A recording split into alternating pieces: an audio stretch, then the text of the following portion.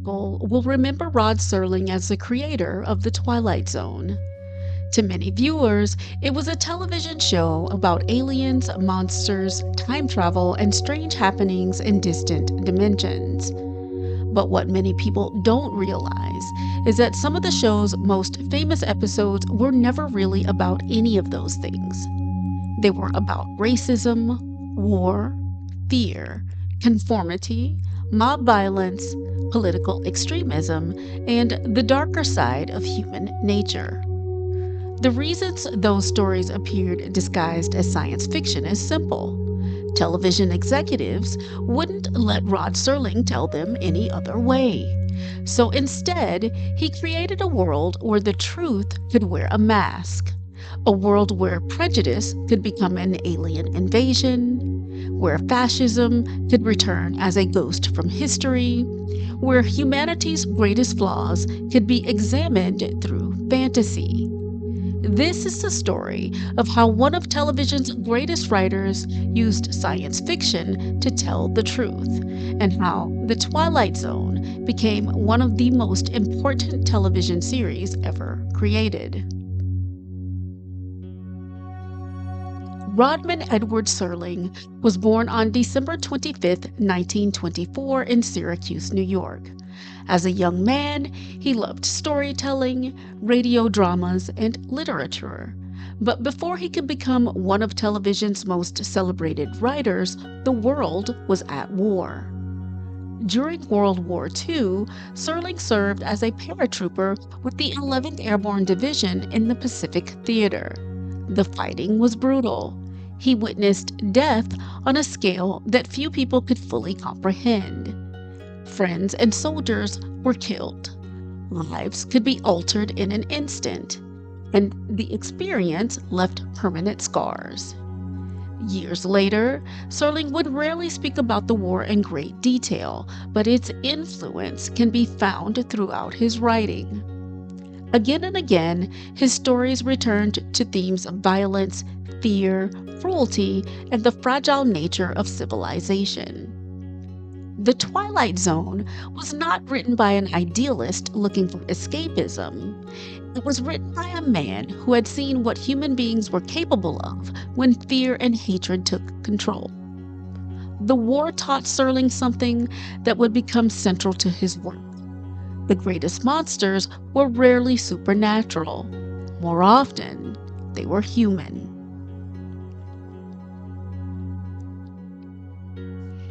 In the 1950s, Rod Serling became one of television's most respected writers. This was the era of live television dramas.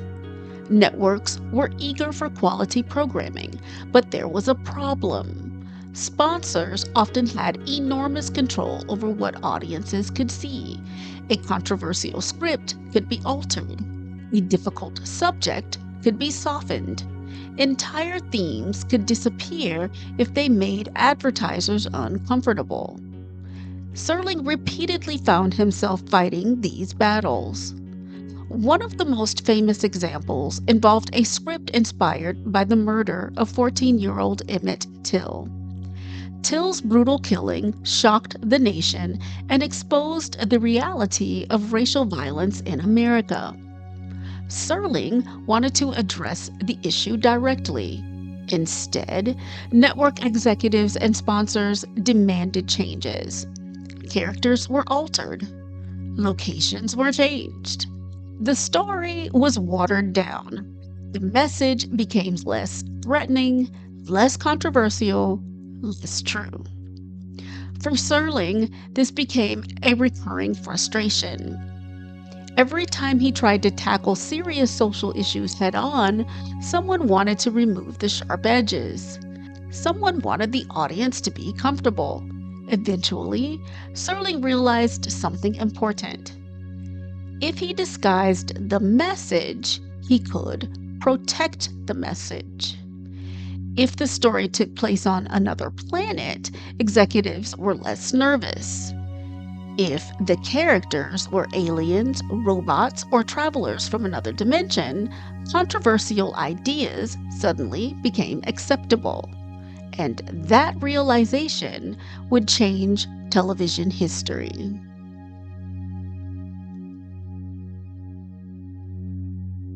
On October 2nd, 1959, The Twilight Zone premiered.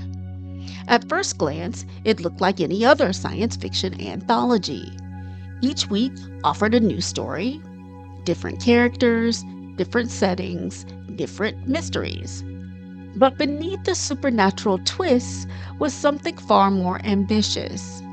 Science fiction became Serling's camouflage. Fantasy became his disguise.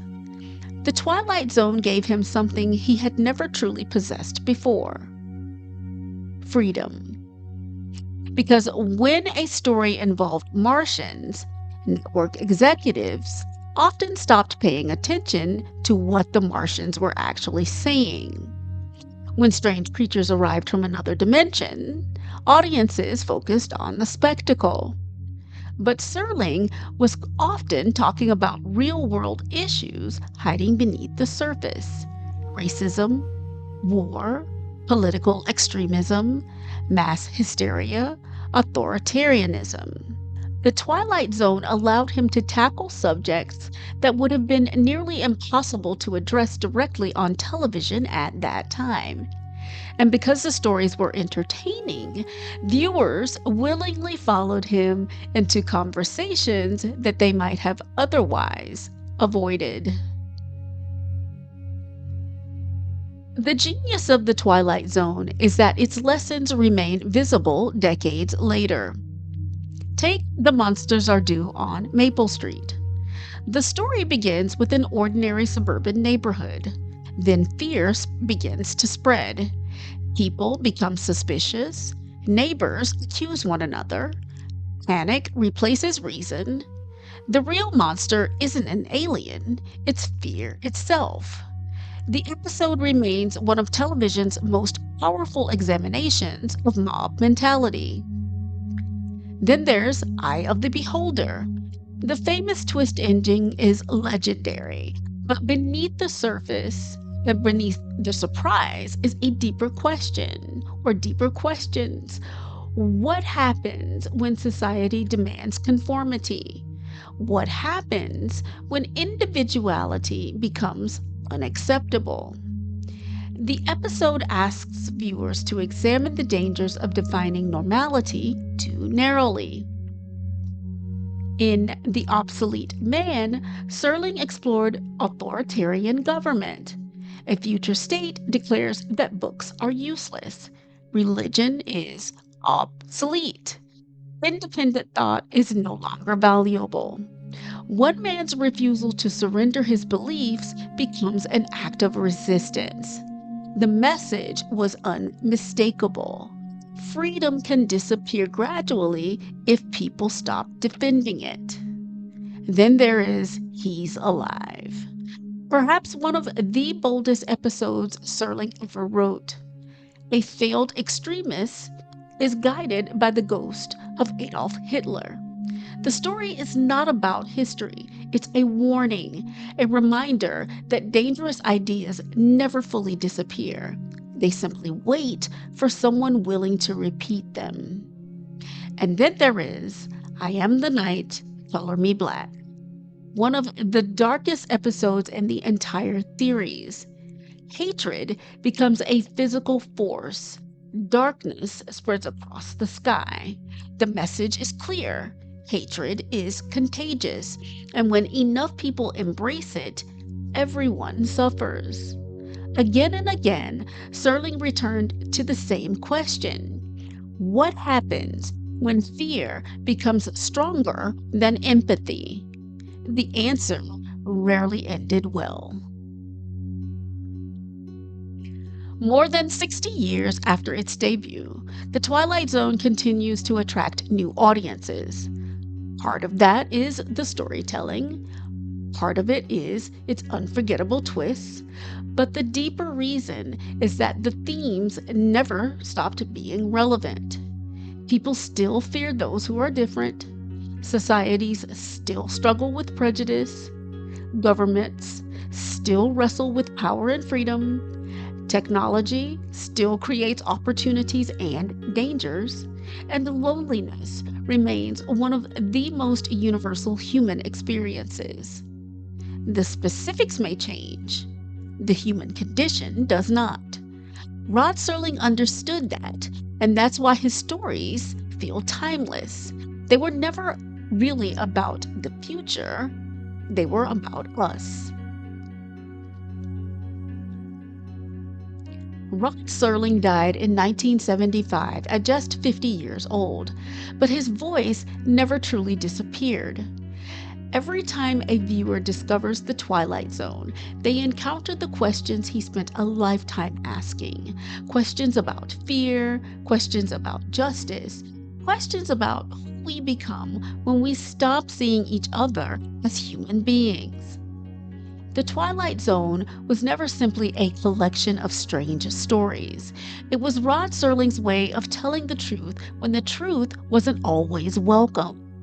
A place where difficult ideas could survive behind the mask of fantasy. This is perhaps why the series still resonates today, because beyond the aliens, beyond the monsters, and beyond the twists, Rod Serling understood something timeless. The Twilight Zone was never really about another dimension. It was always about us.